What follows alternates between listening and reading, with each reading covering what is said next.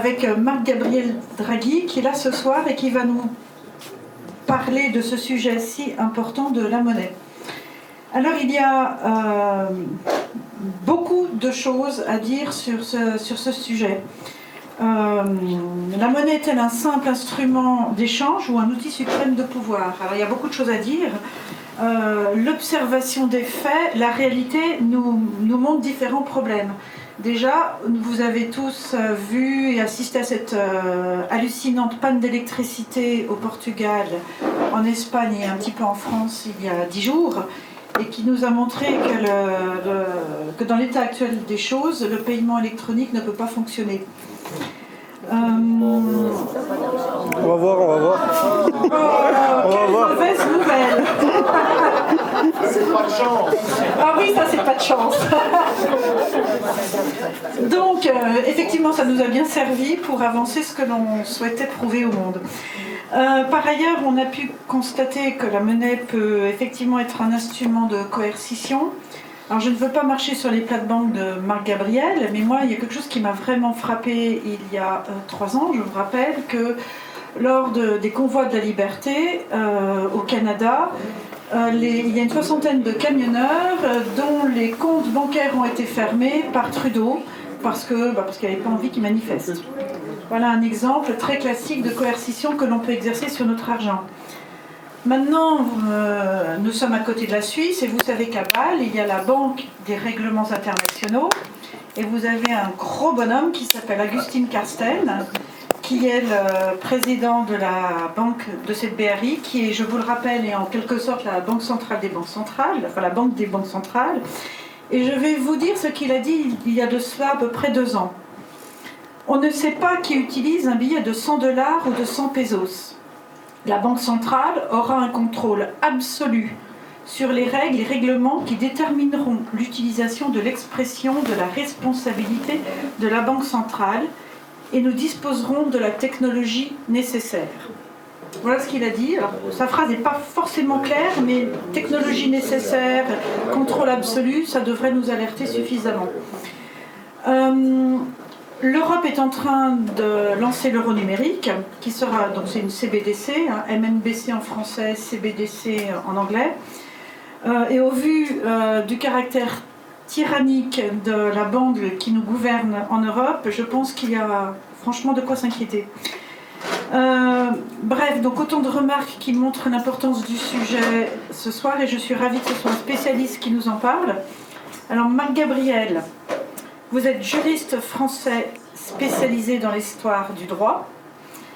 Le capitalisme et les questions monétaires vous passionnent et vous militez pour le retour de la souveraineté à la souveraineté monétaire nationale. Vous avez écrit différents essais sur l'évolution de la place de l'argent à travers l'histoire et puis des ouvrages que vous avez déjà dédicacés. Déjà, visiblement, c'est bien parti. Il y a donc le règne des marchands du temple, le grand reset en marche ou encore la grande narration. Voilà, donc avis à ceux qui veulent, il y en a encore en vente à la fin.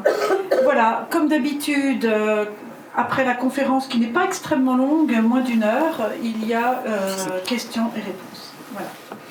Et je vous annoncerai, une fois n'est pas coutume, les prochaines conférences à l'issue de cette soirée. Bonne soirée à tout le monde. Merci.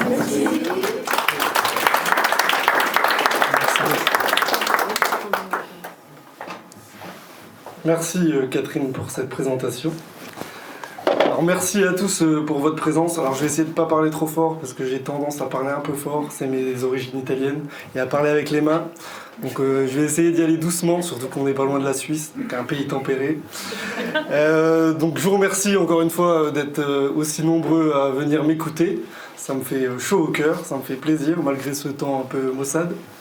Et donc oui, le sujet d'aujourd'hui c'est en gros la monnaie, mais surtout les monnaies numériques de banque centrale, Catherine a très bien introduit le sujet, donc je vais utiliser 3 vocables différents qui sont en fait la même chose, donc les CBDC, Central Bank Digital Currency, désolé pour mon accent. Je vais souvent utiliser CBDC, ce terme-là qui veut dire en fait monnaie numérique de banque centrale, et le terme le plus approprié à mon sens, c'est monnaie numérique programmable. Donc vous verrez dans les diapos qui défilent, il y a souvent ces 3 termes qui désignent en réalité la même chose. Donc l'idée, je vais vous faire une brève introduction de la monnaie. Pour moi, qu'est-ce que c'est la monnaie? Parce que maintenant on est dans une ère où tout le monde a un petit peu sa définition.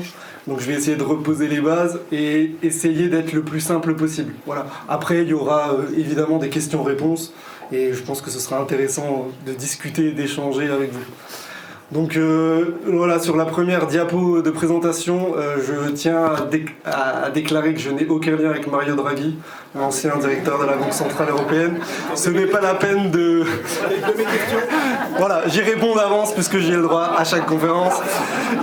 J'en ai fait plusieurs dizaines, voilà. Donc c'est pas la peine de venir m'agresser. Merci. Donc on peut passer à la diapo suivante.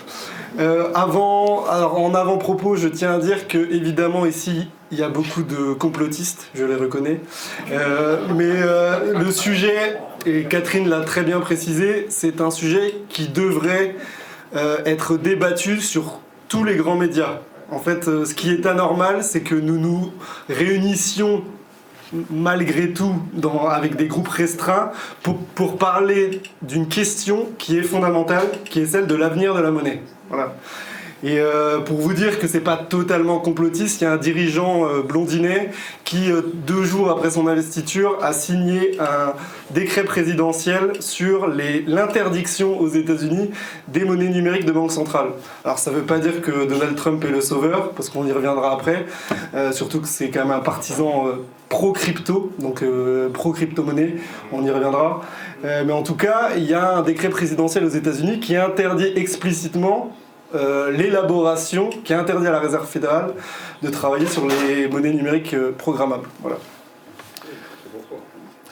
Je tiens aussi à préciser que, vous l'avez tous remarqué, en 2020, il s'est passé quelque chose d'un peu spécial au niveau politique, et qu'on est actuellement dans une phase de grande numérisation, et nous sommes en 2025.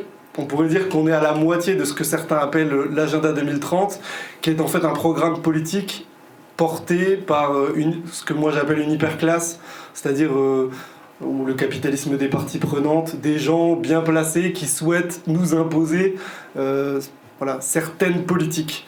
Et dans ce monde d'après, on a un président de la République en France qui a parlé du monde d'après. Il y a un triptyque dont personne ne parle dans les grands médias. C'est 3 outils qu'il faut avoir en tête, et dans ces 3 outils, il y a les monnaies numériques programmables, donc ces fameuses CBDC, et on a eu le droit en 2020 à un test grandeur nature sur le Green Pass. Donc, vous savez, le fameux pass vert. Alors nous, il s'appelait le pass sanitaire. Mais demain, le pass sanitaire, il pourra devenir pass carbone, pass social, vous voyez, une notation des citoyens. Et un triptyque, vous voyez, c'est un tableau composé de 3 panneaux. Le panneau central de ce triptyque, c'est l'identité numérique. Donc je vais faire une brève introduction en parlant rapidement de ces 3 éléments. Donc nous en France, et vous aussi, nous en France et en Suisse, ici on est en France, voilà, on a eu le droit au pass sanitaire. Le pass sanitaire devait, au niveau réglementaire, rester presque perpétuellement en usage. Mais il y a eu, on va dire, une bataille politique, notamment les mouvements anti-pass, qui ont été assez développés en France, mais aussi en Suisse. Il y a eu des mouvements de résistance qui ont fait que certaines réglementations sont devenues caduques, c'est-à-dire elles ont pris fin. Alors en Suisse, c'est en février 2022, j'ai mis un article, et en France, c'était, pour ceux qui s'en souviennent, le 31 juillet 2022. Voilà. Mais au départ, c'était pas forcément un outil qui était appelé à disparaître, ou en tout cas à être retiré. Voilà. Et évidemment, pour que ces outils soient pleinement efficaces, il faut de toute manière que les États soient en capacité d'imposer au plus grand nombre d'entre nous, c'est-à-dire à la quasi-totalité de la population, si ce n'est même la totalité de la population, une identité numérique. Et on va le voir, l'identité numérique, actuellement, elle est quand même, la phase d'adoption de l'identité numérique, à travers les différents pays d'Europe, elle est au ralenti. Il y a une phase d'adoption qui est vraiment lente. Donc là, c'est un petit schéma qui fait un peu le point sur l'identité numérique. Donc on était en 2022, par exemple, vous voyez, Swiss ID, il n'y avait que 23% de la population suisse qui avait adopté, vous savez, la fameuse carte d'identité numérique qu'on a aussi en France. Moi, j'y reviendrai si j'ai le temps après, mais par exemple, France Connect, c'est pas réellement une identité numérique avec une carte d'identité numérique, c'est un moyen sécurisé pour effectuer des démarches administratives sur Internet. Ce qui est le premier pas vers une identité numérique, mais c'est une identité numérique partielle. Voilà. Je ne vais pas plus loin si j'ai le temps, après je développe. Donc voilà, pour commencer l'introduction, donc qu'est-ce que la monnaie? Donc là je vous ai mis deux couvertures du célèbre journal britannique The Economist, donc une de 1988 où il y avait The Economist nous prophétisait potentiellement une monnaie mondiale et la fin de l'argent papier, puisque vous voyez qu'il y a des billets qui prennent feu et c'est pas seulement des billets, c'est pas seulement la livre ou l'euro qui n'existait pas encore, mais c'est toute une multitude de billets et qui prenaient fin à l'horizon 2018. On voit pas bien sur la pièce, mais vous voyez 2018-2020, on n'était pas trop loin.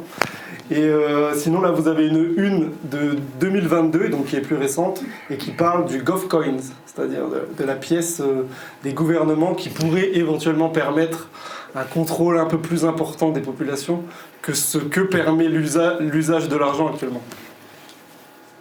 Donc on commence évidemment par une définition de la monnaie. Je vais essayer d'être le plus simple possible, on pourra en discuter après. Moi, ma base et ma référence, c'est un petit monsieur qui s'appelle Aristote, dont on n'entend plus trop parler maintenant, mais je pense que Aristote est l'un des penseurs qui a le mieux défini la monnaie. C'est même en fait celui qui a réellement défini la monnaie, tout simplement parce qu'il est un contemporain.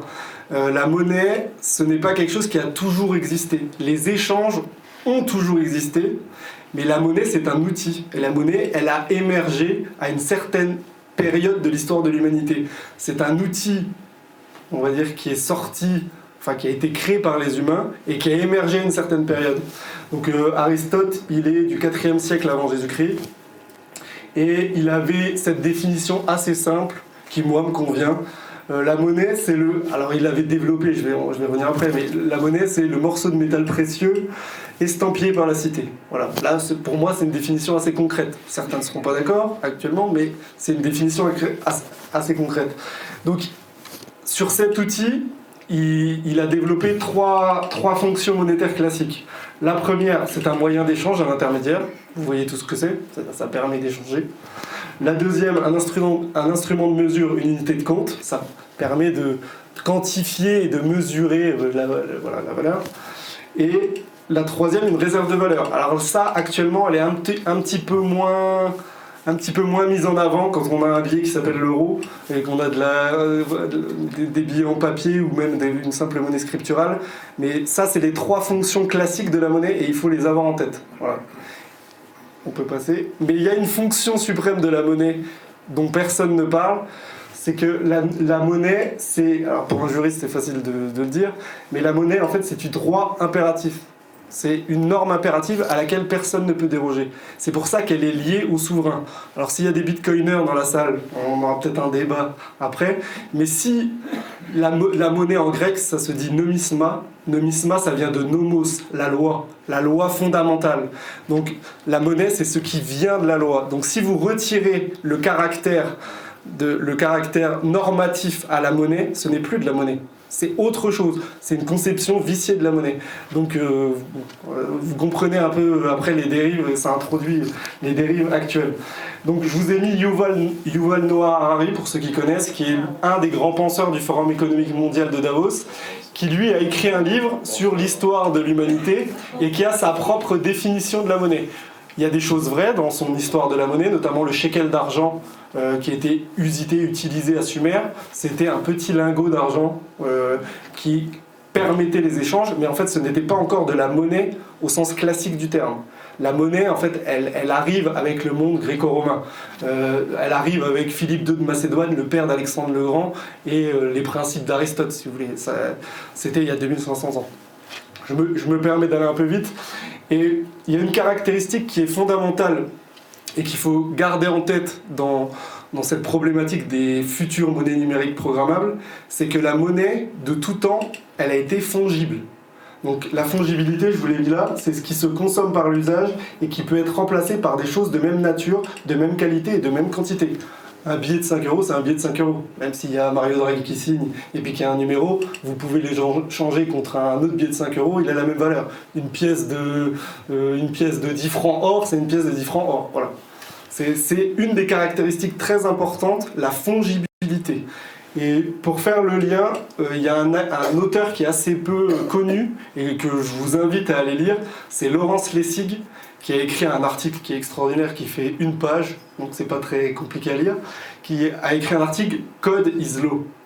On va y revenir après, mais c'est totalement dans le thème, et c'est un juriste qui enseigne à Harvard, et qui explique en fait dans le cyberespace actuel, c'est celui qui maîtrise la capacité à rédiger le code qui fait la loi. Sachant que je vous ai dit que la monnaie a un rapport avec la loi, c'est même presque la loi suprême, je pense que c'est intéressant de le garder en tête. Alors, je vais là pour aller un petit peu dans les questions spirituelles, je ne vais pas être trop long. La monnaie, en fait, c'est un outil qui permet la maîtrise, le contrôle du temps. C'est pour ça que depuis 3000 ans, voire plus, l'or était choisi en priorité pour la monnaie, puisque l'or est inaltérable. Vous savez, vous l'enterrez dans votre jardin, vous le déterrez 2000 ans après, il est presque dans le même état. Bon, et l'argent, de la même manière.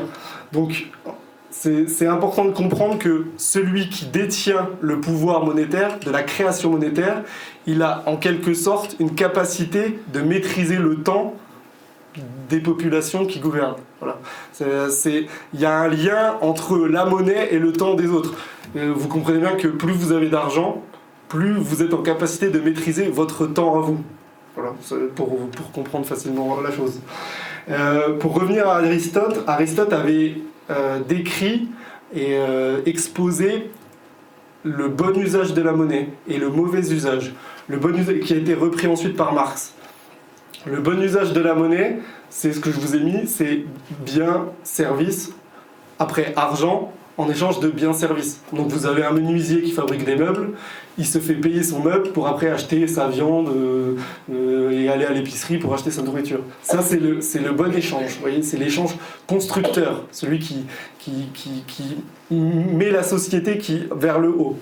Et Aristote a défini la crématistique, c'est-à-dire l'échange dénaturé. C'est-à-dire considérer la monnaie qui est un outil créé par l'homme comme un bien en lui-même. Ça, c'est le mauvais échange. Donc ça, c'est le socle du système financier actuel, et pas depuis 50 ans, depuis des centaines d'années. Voilà. C'est pas notre génération qui est responsable de ça. La crématistique, c'est le mauvais usage, c'est argent contre bien-service qui donne de l'argent. C'est l'argent pour l'argent. Et pour ceux qui connaissent, il y a Jacques Attali qui a parfaitement démontré et illustré ce cycle monétaire en exposant sa blague sur les pantalons à une jambe.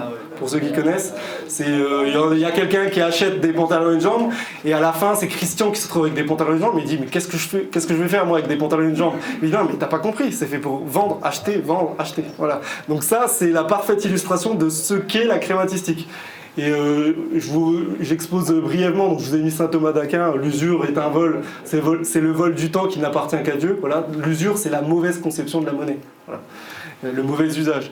Et par exemple, Jésus le Christ, vous savez que dans les évangiles, qu'on soit croyant, on comprenne les documents comme une base historique. Jésus, vous savez qu'il était en capacité de multiplier les pains et le poisson. Alors, ça vous dit quelque chose. Par contre, quand il est arrivé au péage de Capharnaüm, il était avec Pierre et il n'avait pas les moyens de payer le péage. Et il a été demandé à Pierre d'aller pêcher au lac un poisson dans lequel se trouvait un statère, c'est-à-dire une drachme, une demi-drachme, une pièce d'argent. Et donc il a refusé de créer la monnaie ex nihilo, à partir de rien. Voilà. Donc ça vous montre les enjeux et quels sont les enseignements du Christ. Voilà. Et je vous ai mis une phrase alors qui est peut-être pas véridique, mais une phrase qui est attribuée à Mayer Amschel, le fondateur de la dynastie Rothschild, qui dit voilà pourquoi l'outil donnez-moi le contrôle de la monnaie et je me fous de qui fait les lois, qui résume bien l'enjeu sur la capacité à maîtriser la création monétaire. Alors là, je vais essayer d'aller très vite. Ça, c'est une brève histoire des phases monétaires. Donc, en grand 1, c'est les économies pré-monétaires. Donc, vous avez l'économie dette. Je fais des choux, tu m'échanges tes carottes. Ouais, ça, en fait, la dette, c'était l'économie avant la monnaie. Après, il y a eu le troc, la tête de bétail, les coquillages, les grains de riz, l'orge, le blé, qui avaient déjà une valeur intrinsèque. Après, on passe aux économies monétaires. Donc, on peut dater, là, je vous ai mis 8e siècle avant Jésus-Christ. Ça, c'est la première phase, c'est le bimétallisme or-argent que vous connaissez tous et qui a été complété pour qu'il y ait assez de liquidité, soit par des pièces de cuivre ou des pièces de bronze. Donc on peut, 8e siècle avant Jésus-Christ, et le bimétallisme or-argent, ça s'arrête à Waterloo. Voilà. J'y reviendrai peut-être après.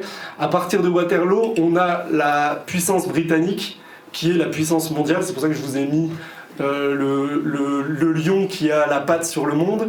À partir de Waterloo, la puissance britannique impose le standard or unique. C'est-à-dire ce qui compte, ce n'est que l'or, pas l'argent. Elle démonétise en réalité l'argent métal. Je ne vais pas aller trop loin parce que c'est dans mes ouvrages. Et ensuite, vous avez un processus après la Première Guerre mondiale. Donc l'instauration du standard d'or unique, c'est officialisé par les accords de Gênes après la Première Guerre mondiale, pour ceux que ça intéresse. Ensuite, vous passez sur une phase qui s'appelle l'étalon de change or, où vous avez des monnaies, le dollar et la livre sterling, qui sont les seules à être convertibles en or, voilà, donc qui deviennent de fait les monnaies mondiales. Et ensuite, vous connaissez tous, après la Deuxième Guerre mondiale, vous avez Bretton Woods, qu'on appelle dollar as good as gold, c'est-à-dire il y a seul le dollar qui est convertible en or. Puis pour ceux qui connaissent l'histoire avec le général de Gaulle, il y a certains qui se méfiaient de la convertibilité du dollar. Et depuis 1971, on a les accords le système d'échange flottant qui a été officialisé par les accords de la Jamaïque en 1976, où Richard Nixon, comme il a vu qu'il y avait une problématique de convertibilité des réserves de dollars des pays avec les réels stocks d'or des États-Unis, il y a eu une décorrélation de la création monétaire avec l'or. Donc maintenant, depuis 1971, on est sur le système d'échange flottant.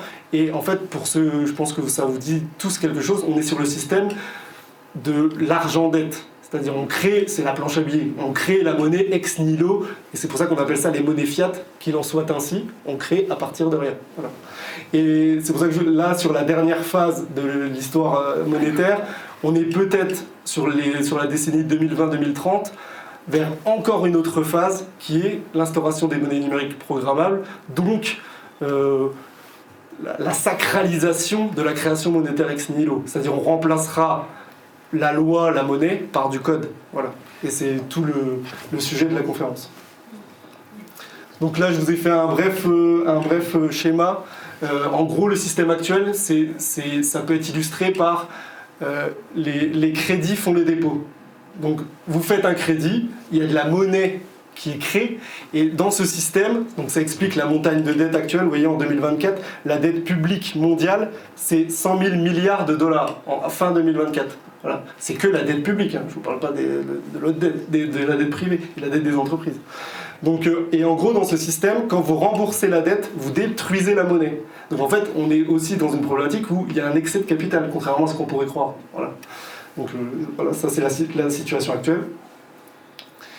Donc pour revenir au sujet des monnaies numériques de banque centrale, les monnaies numériques de banque centrale, contrairement à ce qu'on pense, ça n'est pas débattu depuis 2020 et la crise Covid.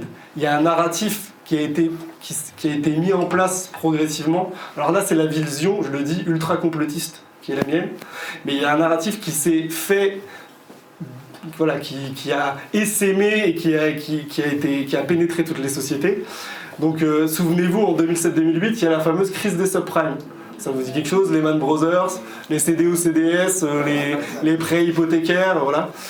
Donc il y a eu une crise financière importante et assez grave, où nous en Europe et même aux États-Unis, des grandes banques ont été sauvées. Alors Lehman a été sacrifié notamment par Paulson, qui était un secrétaire du Trésor et qui était un ancien de Goldman Sachs, donc il y a eu une petite rivalité entre banques. Et il y a une banque qui a été sacrifiée, mais les banques dites systémiques ont été sauvées. Et on est sorti du capitalisme que de papa-maman, entre guillemets, puisqu'avant, le capitalisme, c'est si vous êtes mauvais, vous faites faillite, on est d'accord, c'est la loi de la concurrence, et on est rentré dans une autre phase qui est, bah non, toi t'es trop gros, donc on te sauve. Donc là, on n'est plus vraiment dans du capitalisme, on est dans autre chose. Donc le fameux, c'est la consécration du too big to fail. Et la crise des subprimes, elle est importante, puisqu'elle a pointé du doigt la responsabilité des banquiers, vous savez, de Wall Street, de la City.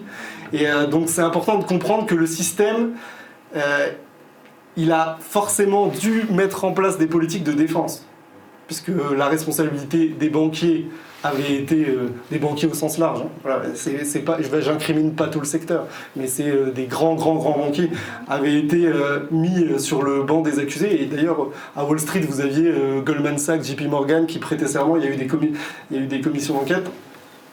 Et donc il y a eu des mouvements de révolte qui ont émergé, notamment pour ceux qui s'en souviennent, en 2011, Occupy Wall Street, qui n'a rien donné, hein, d'ailleurs. Et je vous ai mis David Graeber, qui était un grand penseur, qui a écrit un livre sur la dette, qui avait initié un peu ce mouvement de révolte en fait, contre les banquiers et redonner le politique aux citoyens. Voilà. Donc ça donne les années 2010 en Europe, et vous savez, la France qui sauve les banques et qui met des milliards pour sauver les banques, donc qui sauve l'économie, mais la contrepartie, c'est la dette se creuse. Donc la domination et l'influence du monde du secteur bancaire est de plus important, puisqu'on emprunte plus, les États empruntent plus, parce qu'ils ont sauvé les banques. Les banques ont remboursé le sauvetage, mais au final, la dette publique a augmenté. Donc c'est les années Sarkozy et le fameux « quoi qu'il en coûte » de Mario Draghi, whatever it take, qui a sauvé l'euro, qui aurait dû normalement finir sa course en 2011-2012.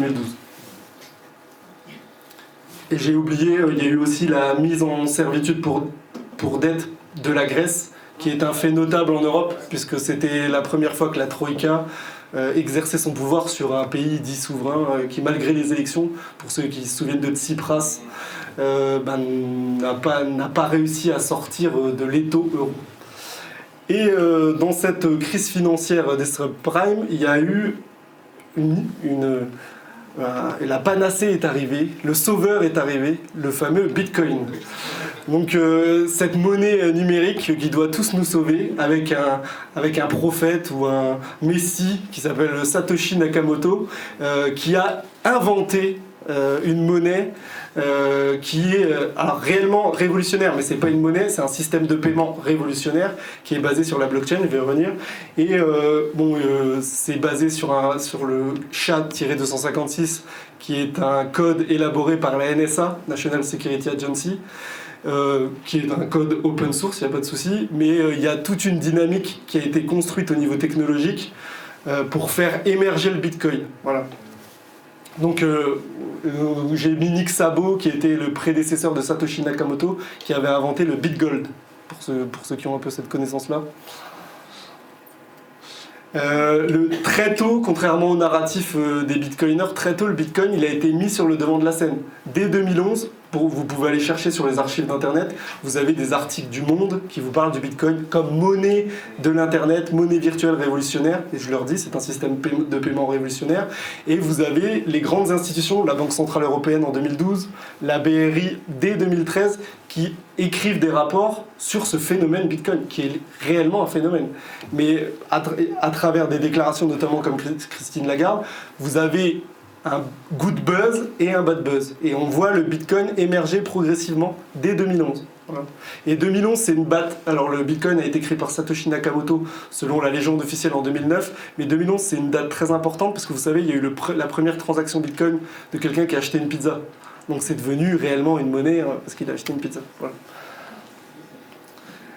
Et en réalité, contrairement à ce que disent les bitcoiners, et maintenant en fait on le voit de plus en plus, le bitcoin Et derrière toute l'industrie qui est derrière le Bitcoin, c'est-à-dire la DeFi et le monde de la crypto-monnaie, il y a toujours eu un soutien non officiel ou officiel, ça dépendait de comment on lisait la littérature, de Wall Street. Alors là, je vous ai mis un article de Bloomberg qui s'appelle Inside the Secret Meeting Where Wall Street Tested Digital Cash. Et vous avez plein de grandes sociétés de Wall Street qui travaillaient sur les solutions de paiement du monde futur. Et parmi ces sociétés, vous aviez évidemment Visa, Mastercard, mais vous aviez aussi Pfizer. Voilà. Je ne sais pas si vous connaissez cette société, mais Pfizer participait à cette réunion de 2016. Voilà. Et très vite, très vite, les institutionnels ont toujours pris le Bitcoin comme un argument pour travailler à l'élaboration des monnaies numériques de banque centrale. Donc juste le Bitcoin en 2025, pour ceux qui arrivent à voir, le Bitcoin en 2013, c'était on va détruire les banques centrales, on va remettre la monnaie dans la main du peuple. Voilà, c'était ça le Bitcoin, pour ceux qui s'en souviennent. Moi, je connais le Bitcoin depuis 2012. Hein. Alors, c'est pour ça qu'il y en a qui vont dire « Oui, c'est parce que t'as pas investi, que t'es contre le Bitcoin. » Mais voilà, moi, j'ai de l'or et de l'argent, ça me suffit. Donc, le Bitcoin, en 2013, c'était « On va chasser les banquiers. Les banques centrales, la toute-puissance des banques centrales indépendantes, c'est terminé. Ça va revenir au peuple. Et maintenant, le Bitcoin, c'est s'il vous plaît, JP Morgan, faites un ETF Bitcoin. Allez, BlackRock, achetez le plus de Bitcoin possible pour faire monter le cours à 100 000. » Donc le discours a changé quand même. Et là, je vous ai mis les plus gros détenteurs de Bitcoin. Donc on est quand même sur un marché dont les baleines sont importantes, et c'est des baleines de la finance traditionnelle. C'est BlackRock, c'est Fidelity, qui vont en plus créer des outils qui permettent de hausser le cours. Et je le dis de mon avis, artificiellement. Voilà. Là je le dis, le Bitcoin en réalité c'est un marchepied pour les monnaies numériques de banque centrale, puisque c'est ce qui a permis d'installer un narratif de dire, vous voyez, attention, il y a le Bitcoin qui est en train d'émerger, il faut absolument que nous, banque centrale, on travaille sur un outil qui rendra service aux citoyens. Tout le monde va sur le Bitcoin, alors qu'en réalité, le Bitcoin, dans les pays où il est le plus utilisé, ça ne dépassait pas 10% des gens qui avaient des actifs. Voilà. Ce qui est quand même pas énorme. Voilà, il n'y a pas un phénomène de masse de gens, de 50% ou 30 ou 40% de gens qui détenaient du Bitcoin. Et je vous ai mis le Forum économique mondial, par exemple, était soi-disant hostile au Bitcoin, mais dans ses vidéos de présentation, il faisait l'apologie des fermes à Bitcoin, et il n'utilisait pas le mot Bitcoin, mais sur l'industrie du minage, il vantait cette industrie. Et le Bitcoin, c'est la première étape sur la traçabilité totale des transactions. Le Bitcoin n'est pas anonyme, il est pseudonyme. Enfin, sur la blockchain, il y a une traçabilité qui est totale. C'est pour ça que quand on dit le Bitcoin c'est fait pour blanchir de l'argent, oui au début, mais en réalité, maintenant, aucun trafiquant de drogue ou trafiquant d'armes utilise le Bitcoin. Donc on vient à la partie 2, qui est le cœur du sujet, donc les fameuses monnaies numériques programmables. Donc en introduction, je veux juste expliquer en quoi les monnaies numériques programmables, qu'on dit aussi, vous savez, les fameuses monnaies digitales, en quoi c'est différent de la monnaie scripturale numérique actuelle. Parce qu'il y a des gens qui me disent « Oui, Draghi, vous focalisez sur les CBDC, ça ne changera rien par rapport à ce qu'on a actuellement avec nos cartes de crédit. » Vous savez que merci. Vous savez que actuellement on paie déjà avec le téléphone, avec la carte. Qu'est-ce que ça change? Au final, c'est déjà dématérialisé. Et en réalité, non, on n'est pas du tout sur le même outil. La monnaie scripturale, c'est un jeu d'écriture. C'est un jeu d'écriture numérique. Vous avez des usages qui sont dématérialisés, certes, mais les monnaies numériques de banque centrale, et dont le vrai terme c'est les monnaies numériques programmables, c'est un bouleversement du monde monétaire. En fait, vous le verrez à la fin, je l'explique, nous ne sommes plus sur de la monnaie. Nous sommes sur du contrôle total, puisqu'elles sont programmables. Et c'est ce que je vais essayer de vous expliquer. Donc la monnaie électronique qu'on a actuellement n'a pas du tout la même nature que les monnaies numériques programmables. Donc évidemment, le débat sur les monnaies numériques programmables a émergé à l'occasion de la fameuse crise Covid. C'est un petit événement qui s'est passé il y a 5 ans, tout le monde a oublié. Mais là, on a vu toute une littérature arriver sur le... Bon, déjà, nous sommes en guerre, il faut que vous soyez au courant. Donc, Macron, quand il dit nous sommes en guerre, on ne sait pas contre qui il est en guerre réellement. Parce qu'à l'époque, la Russie n'avait pas encore envahi l'Ukraine. Mais bon, on a vu que ça a été l'occasion pour que le Bitcoin s'envole. Bah, évidemment, plus personne ne pouvait sortir de chez lui. Donc, tout le monde achetait les maisons, la nourriture en Bitcoin. Donc, le cours a flambé. Et la BCE, 2 jours après le lancement du pass sanitaire obligatoire en France, a ouvert sa phase d'investigation pour le lancement de l'euro numérique. Voilà. Donc il y a tout un agenda qui s'est déroulé au même moment. Derrière les monnaies numériques de banque centrale, vous avez des grandes entités qui poussent à cet agenda et à cette adoption. Donc le plus connu, je crois que la Suisse est pas loin, ça vous dit quelque chose, Davos. Le Forum économique mondial est un des acteurs qui a travaillé le plus sur les monnaies numériques de banque centrale, notamment en produisant des rapports qui sont accessibles sur le site. Je vous ai mis, pour ceux qui veulent les visuels, vous me communiquerez votre adresse, je pourrais tout transférer, qui ont élaboré des rapports sur qu'est-ce que doit être une monnaie numérique programmable, quel est l'intérêt des monnaies numériques programmables. Et le Forum économique mondial produit des rapports annuels sur l'état d'avancement des agendas, sur les expérimentations, sur les conceptualisations dans différents pays. Donc c'est à travers un club à l'intérieur même du Forum économique mondial qui s'appelle le Digital Governance Consortium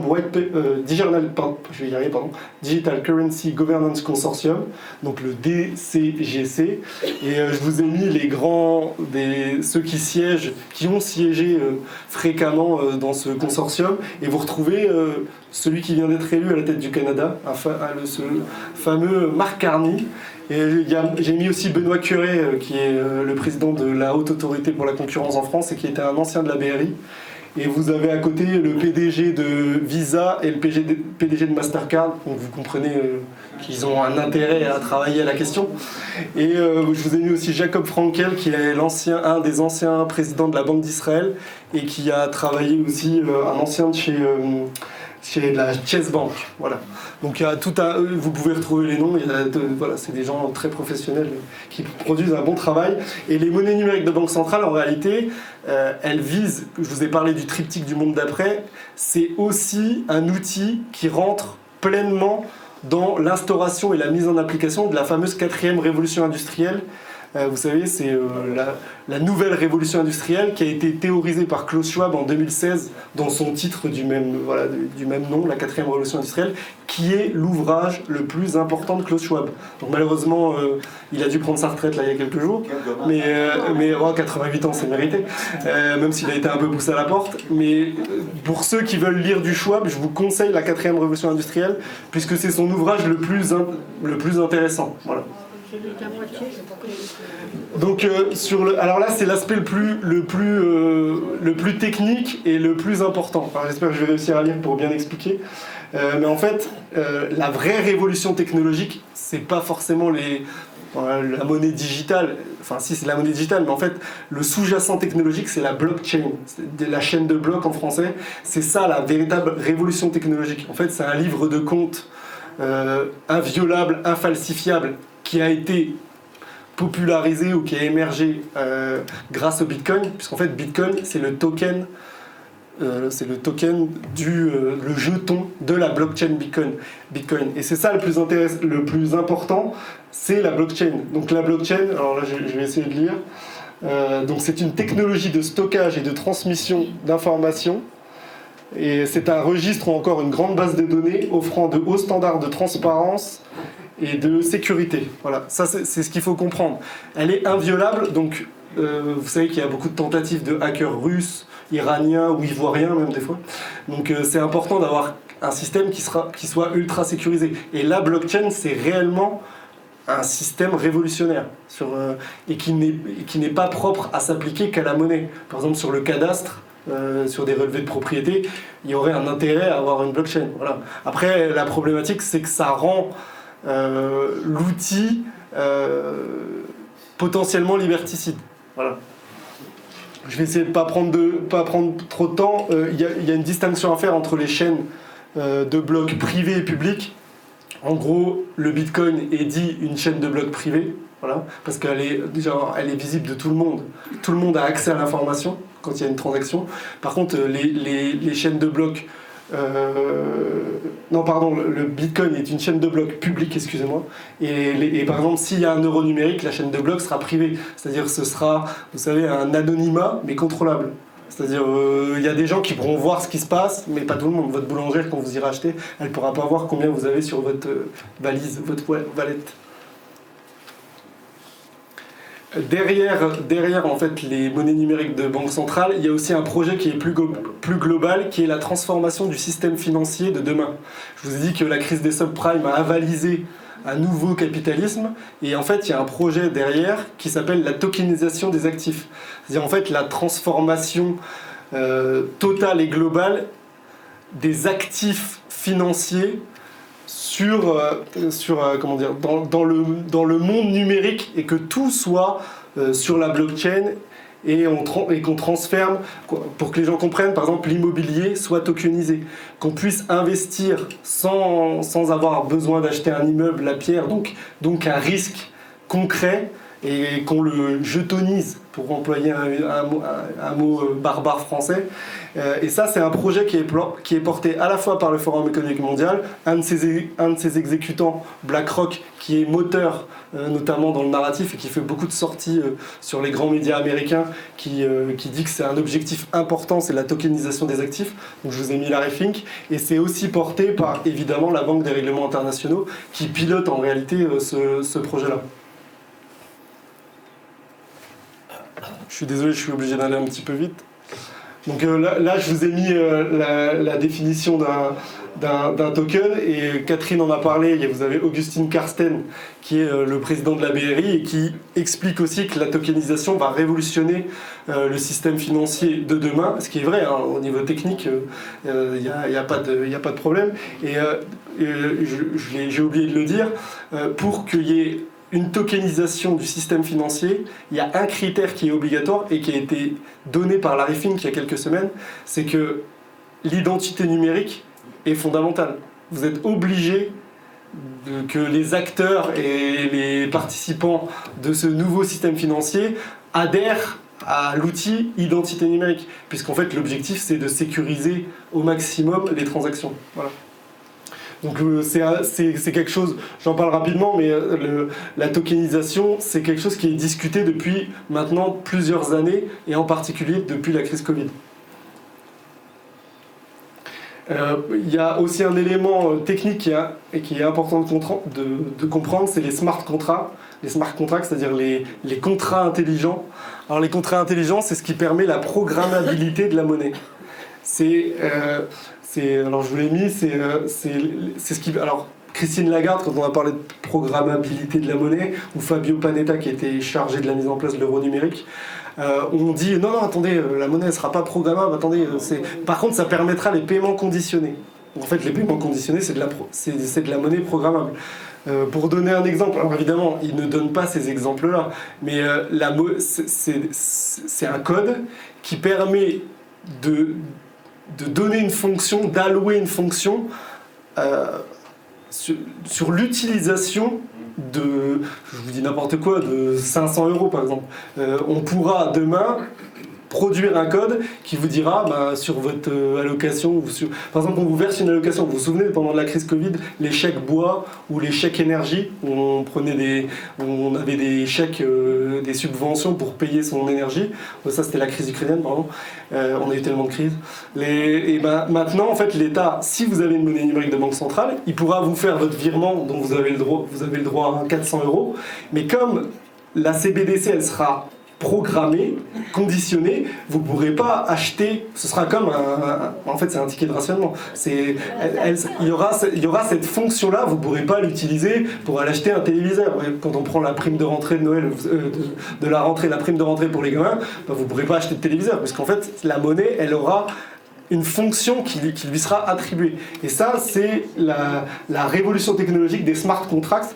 Alors, je le dis, sur Bitcoin, le Bitcoin, on va dire majoritaire, il n'y a pas de smart contract. Et même sur le Bitcoin, il n'y a pas de smart contract. Il n'y a pas de contrat intelligent. Mais sur la majorité, par exemple sur Ethereum, il y a des smart contracts. Ethereum, c'est une des grandes crypto-monnaies à côté du Bitcoin qui a eu longtemps et qui a encore les faveurs du Forum économique mondial, surtout depuis son fameux The Merge.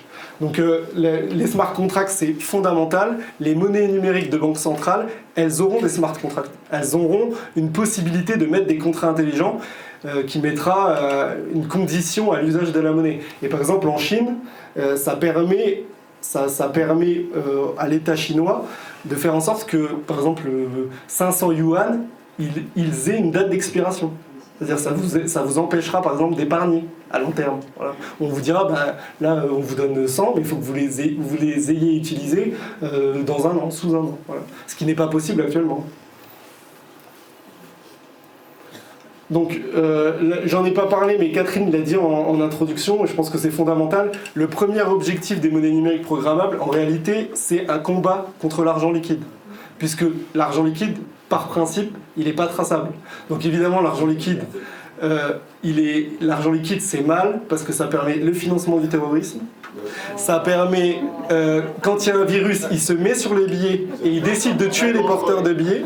Donc, vous voyez, après c'est le même principe qu'un couteau de cuisine. Surtout en France, ça arrive de temps en temps, il y a des gens qui l'utilisent pour poignarder des gens. Donc il faut interdire les couteaux de cuisine. Voilà, j'encourage tout le monde ici à militer pour l'interdiction des couteaux de cuisine. Voilà. Donc, le premier objectif des monnaies numériques programmable, c'est en fait de bancariser l'entièreté du monde. Parce que rendez-vous compte, dans le monde actuellement, il y a 1,4 milliard de personnes qui sont obligées de payer avec des billets. C'est inadmissible, les pauvres. Donc l'objectif, c'est de bancariser un maximum de personnes. Voilà. Donc je vous ai mis beaucoup de unes depuis 2020. Vous voyez, en Europe, plus d'un paiement sur deux se fait encore en cash.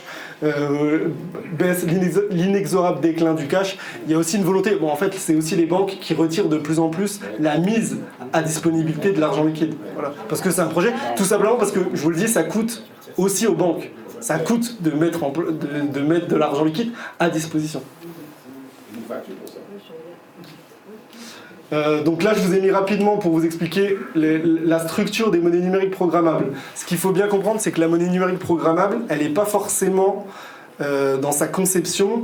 Il y a deux projets en réalité. Il y a ce qu'on appelle Wholesale CBDC, désolé encore pour mon accent anglais, c'est la monnaie numérique de gros, et vous avez la monnaie numérique de détail. La monnaie numérique de gros, c'est celle qui permet les transactions entre grands établissements financiers et entre banques centrales. Donc en fait, c'est presque, je le dis, c'est acceptable en fait de travailler sur un projet qui améliore la fiabilité, la sécurité sur des échanges entre grands établissements. Vous savez, par exemple, la Russie, elle a été déconnectée de SWIFT parce que SWIFT est un système américain.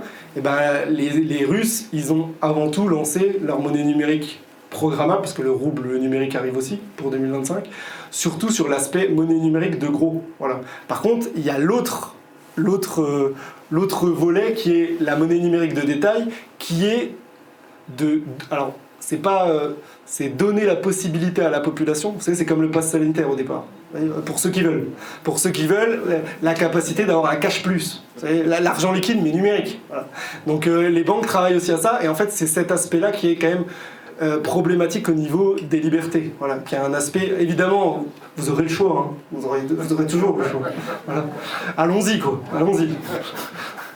Donc en fait, il y a deux, ce qu'il faut comprendre, c'est qu'il y a deux projets, et il y a certains pays qui travaillent que sur la monnaie numérique de gros, c'est-à-dire, sur les grands acteurs. Je vais me dépêcher un petit peu.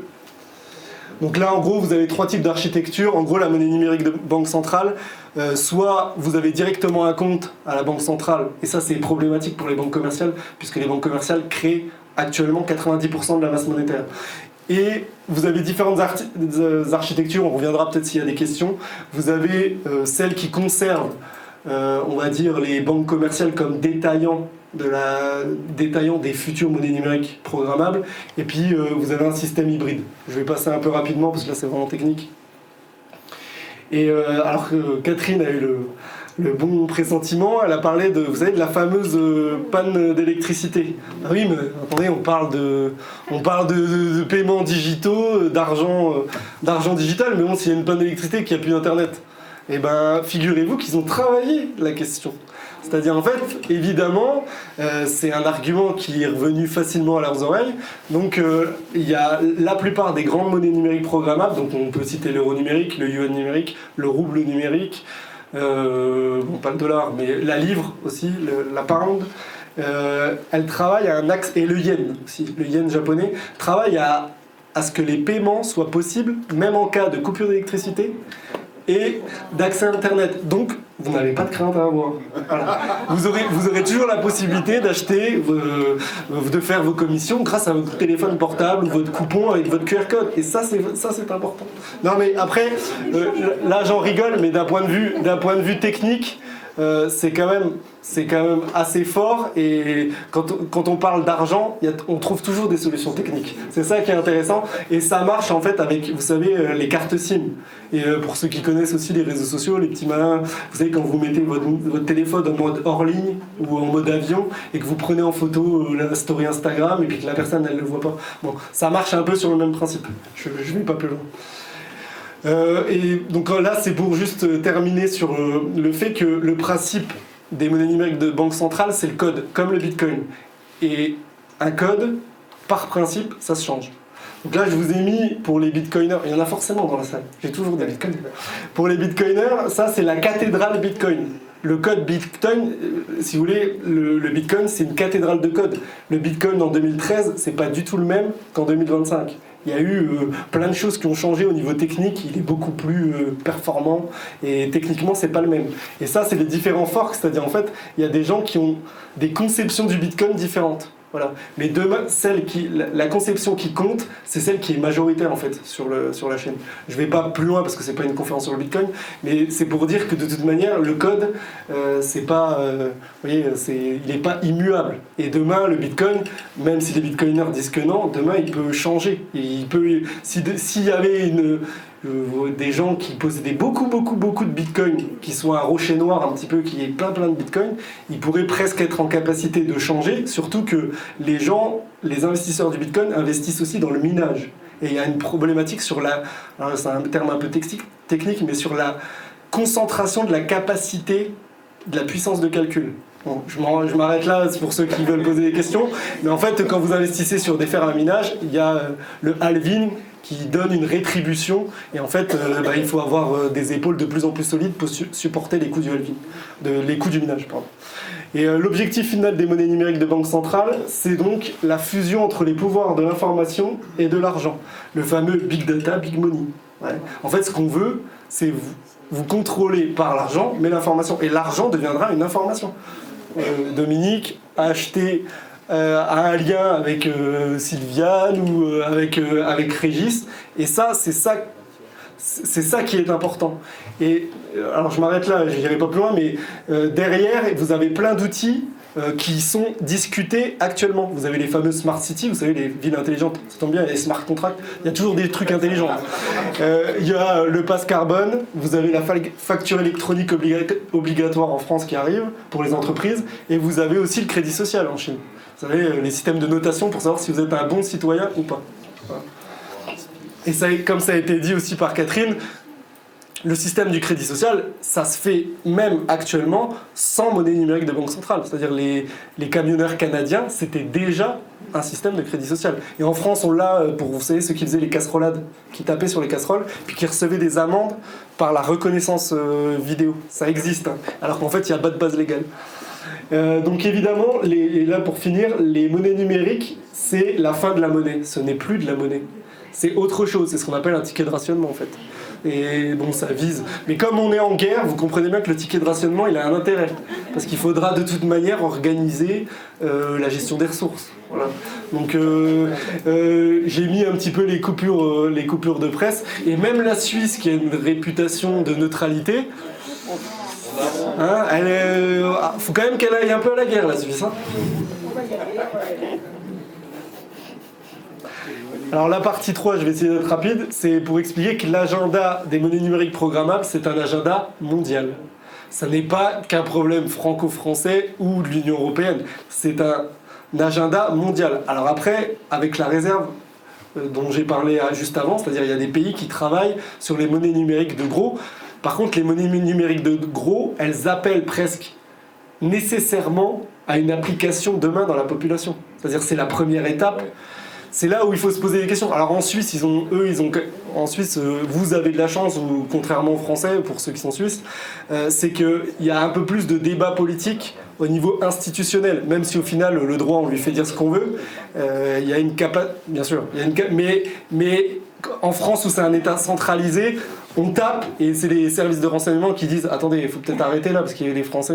voilà. » C'est un peu plus compliqué. Mais donc c'est un agenda mondial, et là, vous avez les différents... pays, alors il y a des pays qui n'ont rien lancé, hein, mais en fait c'est parce qu'ils dépendent d'une monnaie, d'une grande monnaie régionale. Voilà. Quand vous êtes le Soudan ou la Somalie, ils n'ont rien lancé, mais en fait ils dépendent de grandes puissances régionales ou de grands organismes internationaux. Et donc il y a 4 pays actuellement qui ont lancé définitivement les monnaies numériques de banque centrale. Ce sont les Bahamas, la Jamaïque, le Nigeria et le Zimbabwe. Voilà, donc que des pays d'Afrique noire et des pays des Caraïbes. Voilà. Donc c'est intéressant, je pense, à savoir. Et vous avez quelques pays qui ont, pour l'instant, abandonné. C'est les pays en rouge. Et sinon, nous, on est sur la phase du pilote. La phase de pilote, donc de conception de l'objet et du corpus réglementaire, elle doit s'achever en octobre 2025. C'est-à-dire, normalement, l'euro numérique doit être lancé en octobre-novembre 2025. Mais on va le voir, il y a des gros problèmes. Donc là c'est l'aperçu des phases de l'euro numérique. Donc en octobre 2021 on était sur une investigation, là on est actuellement sur la phase de préparation, et en novembre on est sur le lancement. Voilà. Mais au mois de mars, Christine n'était pas contente parce qu'il y a des grandes problématiques, et en fait le corpus réglementaire et législatif qui doit être adopté par le Parlement européen et proposé par la Commission européenne, il n'est pas finalisé. En fait, il y a eu des votes de déclaration d'intention. On va faire l'euro numérique. On est bon, nous, ça, dans l'Union européenne. On va faire l'Europe souveraine. Mais il y a eu des oppositions. Ça va être le thème d'après. Et c'est pas fini. Alors, ils ont échoué aussi au niveau des éléments de langage. Pour ceux qui s'en souviennent, ils avaient parlé de Cash Plus, j'en ai parlé. C'est-à-dire, non mais c'est un outil super, ce sera des espèces mais numériques. Et donc ça va vraiment rendre service à tout le monde. Et il y a eu aussi les fameux complotistes. Et j'en vois beaucoup dans cette salle. Donc vous véhiculez des messages qui font que il y a quand même un narratif qui a du mal à prendre. Voilà, parce que vous avez quand même des mauvaises intentions et vous voyez le mal partout. Et là, donc, évidemment, la Banque Centrale Européenne travaille sur ces questions d'hostilité. Voilà. La panne, et en plus, manque de pot, en février et mars 2025, il y a eu des pannes des systèmes de paiement actuels TIPS et Target 2. Donc c'est justement les transactions interbancaires. Au pire des moments possibles, la Banque Centrale Européenne ça n'a pas été, il y a eu des bugs qui ont duré plus de 24 heures. Donc là, il y a des parlementaires, même du PPE, je ne sais pas si vous connaissez le PPE, la droite, voilà, qui ont dit on va peut-être pas faire d'euro numérique si on n'est déjà pas apte à assurer en l'état actuel.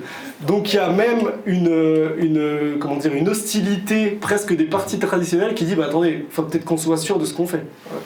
J'ai essayé d'aller un petit peu vite, désolé.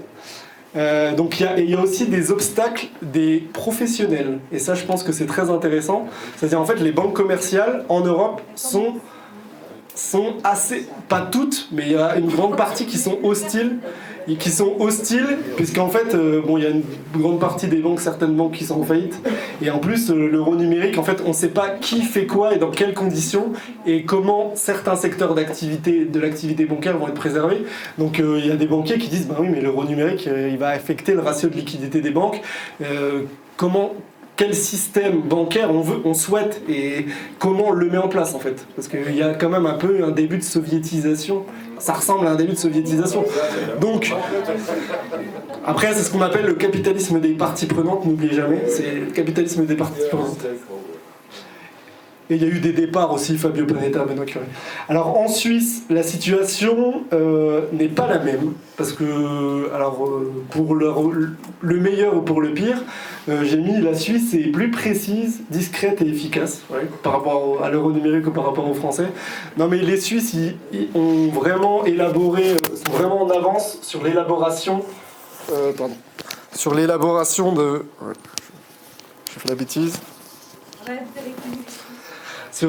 Sur l'élaboration de la monnaie numérique de gros, c'est-à-dire en plus traditionnellement la Suisse est un pays efficace au niveau du système bancaire et ils sont en avance en fait sur tout ce qui est transactions interbancaires.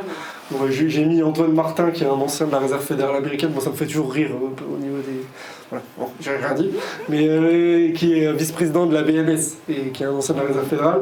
Mais les monnaies numériques sont en avance, mais vraiment sur la partie interbancaire. De toute manière, en Suisse, je suis d'accord, mais il y aura forcément des difficultés plus importantes, puisque vous avez le système des votations qui ne va pas vous sauver, mais il y a des difficultés réglementaires pour faire accepter les monnaies de détail qu'il n'y a pas forcément en France ou en Europe de manière générale. Donc en Suisse, ils mettent tout déjà sur un système qui soit efficace et comme je l'ai dit, qui a vraiment aussi un intérêt au niveau du secteur bancaire. Tout n'est pas, faut pas jeter le bébé avec l'eau du bain, mais et ils sont beaucoup plus en avance que la Banque Centrale Européenne. Et alors, grâce aux Suisses, nous Français, alors il y a le projet Jura, qui est le projet Jura qui est en fait une monnaie numérique transfrontalière. Donc ça tombe bien, ici c'est le terme. Donc et les Suisses c'est un succès entre la Suisse entre la BNS et la Banque de France. Et il faut aussi dire la Banque de France est une banque centrale dans l'eurosystème. Vous savez qu'en fait l'eurosystème il est composé de toutes les banques centrales. C'est pas un système unique en fait la Banque Centrale Européenne. Même quand on rachète de la dette, voilà en fait c'est la banque centrale du pays. Bref, et la Banque de France est assez bien positionnée et notamment grâce à des partenariats avec la BNS qui permet de renforcer le sérieux. C'est le sérieux suisse. Voilà. Mais bon, là sur la monnaie numérique de banque centrale, là on est sur un aspect vraiment de gros qui facilite les transactions interbancaires. Voilà. Alors il y a par contre une monnaie numérique un peu plus dystopique. Vous savez que le yuan numérique existe en Chine et il concerne déjà plus de 400 millions d'individus, en fonction des provinces, en fonction des villes. Donc c'est une réalité, avec des paiements conditionnés. Et alors il y a des gens, des fois, ils me disent « Oui, mais tout le monde n'a pas de téléphone portable ». En Chine, ils ont déjà trouvé la solution. C'est des billets avec des QR codes. Et en fait, les gens vont voilà, donc vous n'avez pas forcément besoin d'un portable ou de quelque chose, d'une technologie super développée pour utiliser demain les futurs CBDC. Et la Chine est le pays pilote dans l'infrastructure à la fois des wholesale CBDC et à la fois sur la monnaie de détail. C'est le pays test en fait. C'est là où... Et d'ailleurs, Christine Lagarde l'a dit, la Chine est un modèle. Et je pense que c'est vraiment intéressant parce que derrière il y a les questions politiques en fait. On devrait tous en débattre. Et là je vous ai fait, alors c'est très moche, mais je vous ai mis un tour d'horizon des prochains CBDC dans le monde. Donc je vous ai mis la Banque Centrale d'Arabie, Ineira avec le Nigeria, le Shekel système en Israël, le Brésil, la livre au Royaume-Uni. Mais comme d'habitude les Britanniques sont, vous savez, c'est toujours un peu plus fins que nous. Et c'est beaucoup le secteur privé qui va porter en fait la digitalisation. Et il y a plusieurs stratégies, j'ai pas trop le temps de l'évoquer, mais il y a une stratégie étatiste, on impose par le haut et c'est l'État, et il y a la stratégie du progrès, et en fait on va coloniser entre guillemets les esprits par Apple Pay, et demain si vous avez une wallet à la Banque Centrale, c'est pas grave. Et les jeunes générations n'auront pas le même réflexe. Donc il y a différentes stratégies qui sont adoptées. Et les Britanniques, c'est intéressant parce que les Britanniques, ils n'en parlent pas de leur parent digital, elle existe, mais en fait, ils font porter le bébé par le secteur privé. Alors évidemment, je vous ai mis, on n'est pas loin de la fin, un avenir dystopique et apocalyptique pour l'humanité.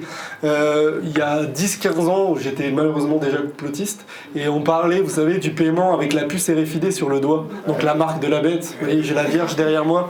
Pour certains qui connaissent un petit peu la Bible, ça doit vous parler. Et en fait, là, on a dépassé, parce que demain, en Chine, il y a déjà les paiements avec le visage. C'est-à-dire, on n'est pas sur du paiement forcément avec le doigt. Donc je vous ai mis un passage de l'Apocalypse de Jean, chapitre 13, pour aller relire. Des fois on se dit, ah mais bon, il y a des choses qui ressemblent un petit peu à ce qu'on nous promet. Voilà. Et donc c'est pour vous dire que c'est déjà une réalité, c'est-à-dire les systèmes de paiement faciaux sont déjà une réalité. Voilà. Alors évidemment, Klaus Schwab en 2020 nous avait prophétisé une cyberpandémie qui aurait les caractéristiques de la pandémie de Covid, vous savez. On peut se poser la question, Catherine dans l'introduction l'a dit, les pannes d'électricité, alors il y a eu là dans la péninsule ibérique et dans le sud de la France, je crois qu'il y en a eu une en Asie là, il y a quelques jours, je ne sais pas si certains ont suivi. Le cyberpolygone, c'est une réalité, c'est-à-dire il y a un test à une échelle internationale qui reprend les mêmes codes que le The Event 201, vous savez, le fameux test d'une pandémie mondiale qui arrive quelques mois avant la pandémie de Covid-19. Ça, c'est une coïncidence, en fait. Mais et qui était aussi piloté par le Forum économique mondial. Il y a déjà des tests qui sont faits par Cyberpolygone. Et ce qui est rigolo, c'est que le Cyberpolygone, il est piloté par une société qui s'appelle BYZone, qui est une société russe.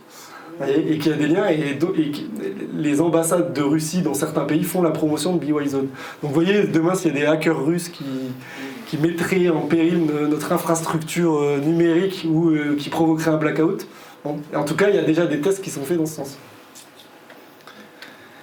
Et il y avait la photo de Jacques Attali, le but aussi c'est la redéfinition de l'Internet, puisqu'en fait l'Internet permet l'accès non hiérarchique à certaines informations, et ça pose problème, parce que derrière, en fait, il y a aussi une problématique pour l'hyperclasse de contrôle de l'information.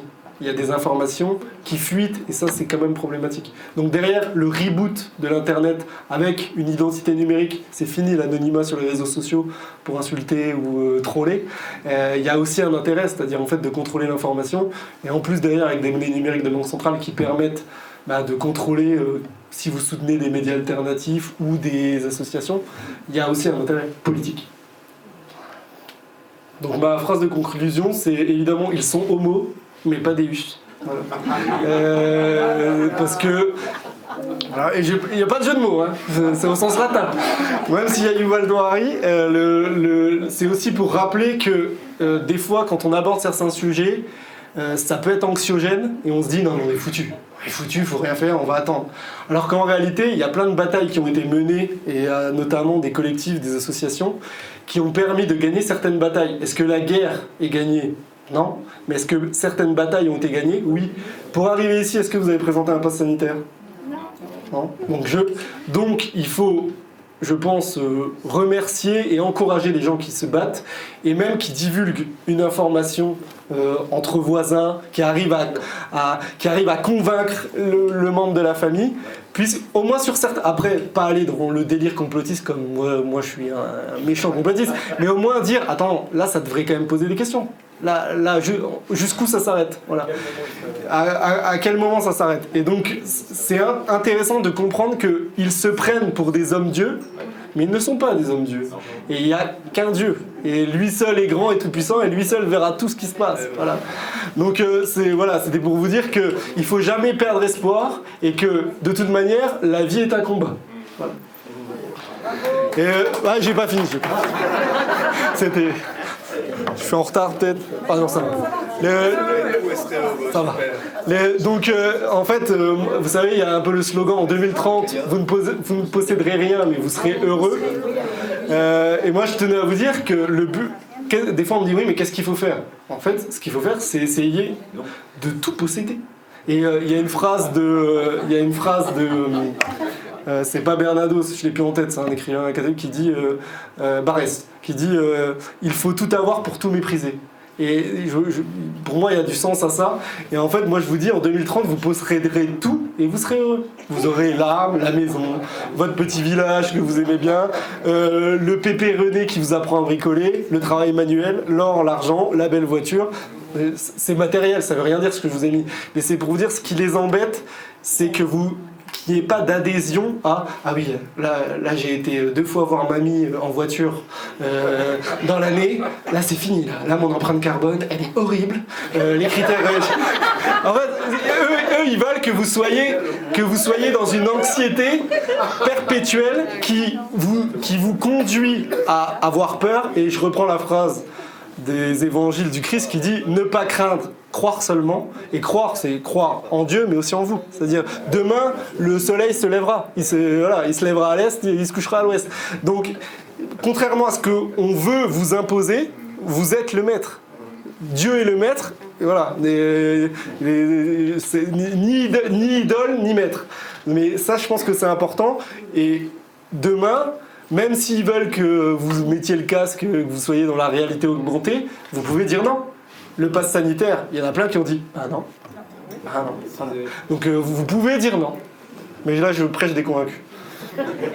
Et je m'arrêterai là avec une question. Le temps est peut-être venu pour nous de chasser les marchands du temple et de reprendre le contrôle de la monnaie. Ça peut paraître un peu... ça c'est des grands mots, mais en fait je pense que déjà l'histoire elle est faite par des minorités. Je vous ai mis une phrase d'Henry Ford. Les Anglais disent, pour dire il n'y a pas de baguette magique, there is no silver bullet, c'est-à-dire il n'y a pas de balle d'argent. Moi je pense réellement que l'argent tuera la bête, et pour préciser ma pensée, c'est qu'il n'est pas impossible demain que face au grand effondrement que certains projettent pour nous imposer la panacée, les fameuses solutions. Ah, il y a une crise, prends la piqûre, ça va aller mieux. Ou demain, prends les monnaies numériques, il y a une panne de courant, non mais prends les monnaies numériques. Et ben demain, en fait, s'il y a un mouvement global de contestation et de réveil et de retour à ce qui se faisait avant, pas un système capitaliste qui était parfait, mais par exemple relier la création monétaire à du concret et du réel, c'est-à-dire à l'or et l'argent. Alors là c'est utopique s'il y a des gens dans le système bancaire qui vont dire « Ah, qu'est-ce qu'il dit ?» mais rien n'est impossible. Rien n'est impossible. Et moi je suis français, ce qui a fait la force de la France pendant de longs siècles, c'était le bimétallisme, l'or et l'argent. Et le franc germinal, pour moi ça résonne. Vous les Suisses, vous avez de la chance, vous avez encore le franc. Mais rien n'est impossible, et il ne faut pas se dire que tout est perdu. Il y a des gens qui étaient dans de pires situations que nous, qui ont réussi à renverser les choses. Ouais, voilà. Donc c'est un peu l'idée de la conférence. Et je crois que j'ai fini. Voilà.